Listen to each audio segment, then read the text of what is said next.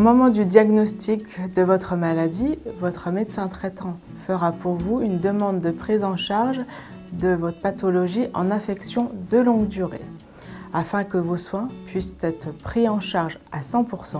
Autrement dit, vous êtes exonéré du paiement du ticket modérateur sur les soins en rapport avec cette affection de longue durée. Concrètement, cela signifie que vos dépenses de santé, en lien avec votre affection de longue durée, seront totalement remboursées par votre caisse de sécurité sociale.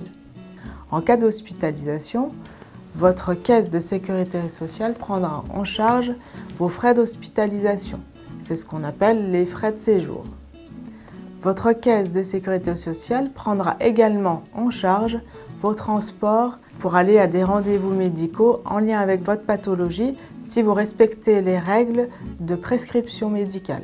Les médicaments pendant votre hospitalisation et une partie de ceux quand vous rentrerez à domicile, et les soins de kinésithérapie et d'infirmière libérale par exemple.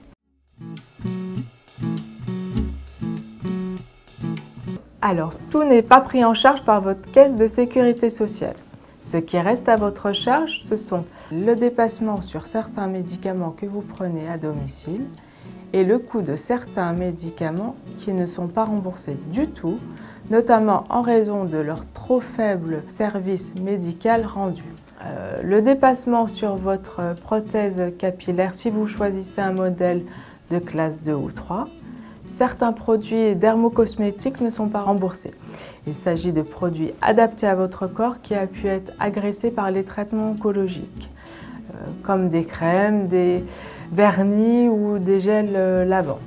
Certains petits matériels ne sont pas remboursés. Par exemple, en prévention du lymphodème, il est parfois nécessaire de porter un manchon.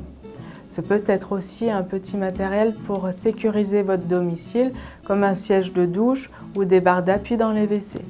Si vous n'avez pas de mutuelle, vous êtes redevable de 20 € par jour, ce qu'on appelle le forfait journalier.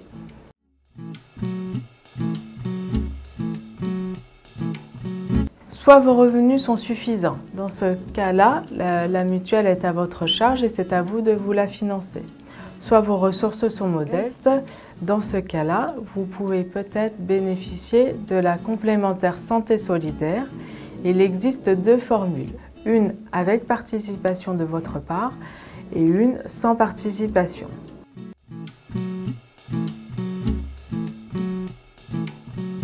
Au service social du centre Georges-François Leclerc, notre secrétaire vous accueille au quotidien et elle pourra vous donner un rendez-vous avec l'une d'entre nous où l'assistante sociale d'astreinte pourra vous recevoir en urgence. Nous vous offrons une écoute et une réactivité en fonction de vos besoins.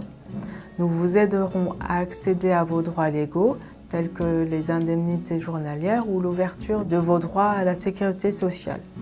En fonction de votre situation, nous pourrons demander avec vous des aides financières pour vous soutenir dans vos dépenses de santé liées à la maladie.